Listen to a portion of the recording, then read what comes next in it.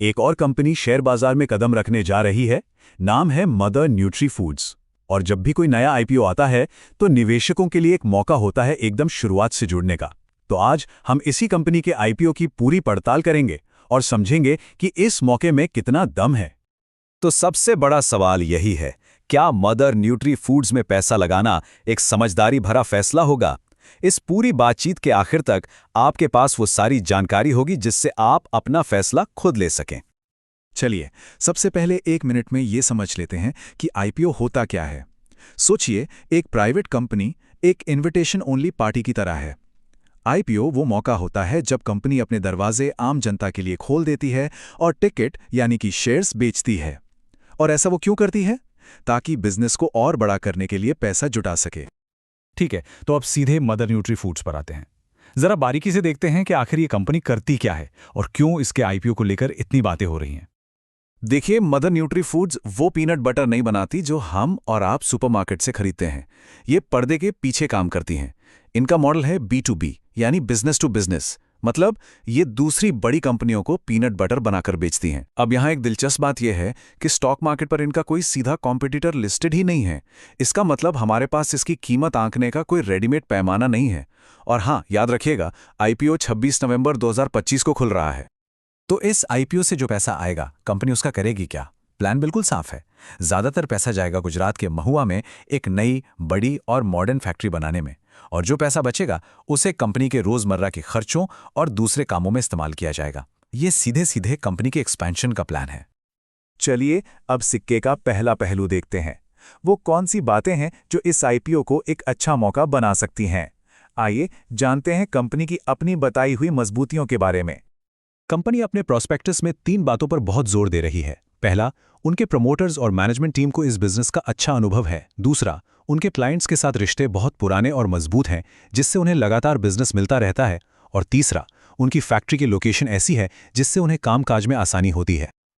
अब जरा इन नंबर्स पर गौर कीजिए। ये वो आंकड़े हैं जो किसी भी निवेशक को उत्साहित कर सकते हैं। भारतीय फूड प्रोसेसिंग इंडस्ट्री, जिसमें ये कंपनी काम करती है, वो रॉकेट की रफ्तार से बढ़ रही है। अनुमान है कि 2024 के 30 लाख करोड़ से ये मार्केट 2030 तक 2 गुना होकर 60 लाख करोड़ से भी ज्यादा का हो जाएगा।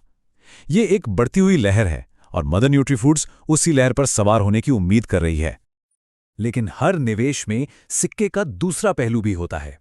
हमने अच्छी बातें तो देख ली, अब जरा उन जोखिमों को समझते हैं जिन्हें कंपनी खुद कानूनी तौर पर बताने के लिए मजबूर है। पहला और शायद सबसे बड़ा जोखिम एक ही चीज है, मूंगफली। कंपनी अपने कच्चे माल यानी मूंगफली के लिए पूरी तरह से बाहरी सप्लायर्स पर निर्भर है। अब सोचिए, अगर किसी भी वजह से मूंगफली की सप्लाई में गड़बड़ हुई, मान लीजिए फसल खराब हो गई या लॉजिस्टिक्स में कोई दिक्कत आ गई, तो इनका पूरा प्रोडक्शन ठप हो सकता है, जिसका सीधा असर इनके मुनाफे पर पड़ेगा। दूसरा जोखिम इनके फाइनेंस से जुड़ा है। कंपनी का ऑपरेटिंग कैश फ्लो पिछले कुछ सालों में नेगेटिव रहा है। अब आसान भाषा में इसका मतलब यह है कि कंपनी ने अपने रोजमर्रा के बिजनेस को चलाने में जितना पैसा कमाया उससे ज्यादा खर्च कर दिया। ये एक तरह की खतरे की घंटी है, क्योंकि इसका मतलब है कि सिर्फ अपना काम चालू रखने के लिए भी इन्हें उधार लेना पड़ सकता है। यहाँ एक बहुत अजीब बात सामने आती है। कंपनी आईपीओ से पैसा उठा रही है एक नई फैक्ट्री बनाने के लिए, लेकिन हमें यह पता चलता है कि उन्होंने उस फैक्ट्री के लिए जो जरूरी मशीनरी है उसका ऑर्डर तक प्लेस नहीं किया है। इस एक कदम में देरी का मतलब है पूरे प्रोजेक्ट में देरी और लागत और समय दोनों का बढ़ना। और इन सब बातों को जब हम जोड़ते हैं तो हम चौथे जोखिम पर पहुंचते हैं, अनिश्चितता। मतलब आईपीओ से पैसा मिल जाने के बाद भी इस बात की पूरी आशंका है कि कंपनी के जो मुख्य लक्ष्य हैं, जैसे कि वो नई फैक्ट्री बनाना, वो शायद इन सभी वजहों से तय समय पर पूरे न हो पाएं।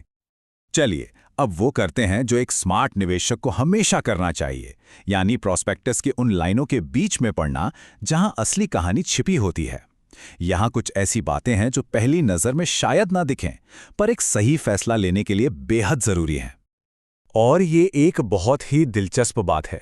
जिस जमीन पर कंपनी अपनी नई फैक्ट्री बनाने की योजना बना रही है, वो जमीन कंपनी की अपनी नहीं है, बल्कि ये जमीन कंपनी के ही एक प्रमोटर से लीज पर ली गई है। इसे रिलेटेड पार्टी ट्रांजैक्शन कहते हैं और ये हितों के टकराव का एक सीधा सवाल खड़ा करता है।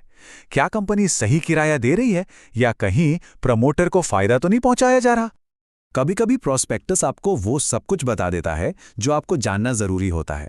रिस्क फैक्टर से लिया गया ये सीधा कोट देखिए। कंपनी खुद ये बात मान रही है कि उनके डायरेक्टर्स को किसी लिस्टेड कंपनी को चलाने का कोई अनुभव नहीं है। और ये एक बड़ी बात है, क्योंकि एक पब्लिक कंपनी चलाना, जहां हर कदम पर रेगुलेशंस और शेयर होल्डर्स का दबाव होता है, एक प्राइवेट कंपनी चलाने से बिल्कुल अलग खेल है। और ये स्लाइड कंपनी के काम करने के तरीके पर सवाल खड़े करती है। हम यहां देख सकते हैं कि कंपनी ने कई बार जरूरी कानूनी दस्तावेज जमा करने में देरी की है।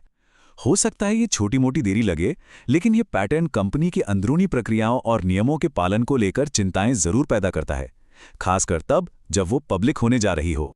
तो अब तक हमने प्लस और माइनस दोनों पॉइंट्स को देख लिया है। चलिए अब इन सभी बातों को एक साथ रखकर एक संतुलित तस्वीर बनाते हैं। तो अब पूरी तस्वीर कुछ ऐसी है। तराजू के एक पलड़े पर हैं अनुभवी प्रमोटर्स की टीम, एक वफादार क्लाइंट बेस और एक तेजी से बढ़ते हुए बाजार का फायदा।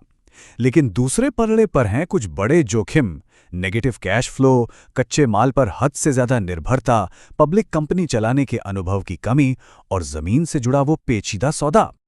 तो आखिर में सवाल सिर्फ एक बचता है, क्या कंपनी में आगे बढ़ने की जो संभावनाएं हैं वो उसके ऑपरेशन से जुड़े इन बड़े जोखिमों पर भारी पड़ती हैं?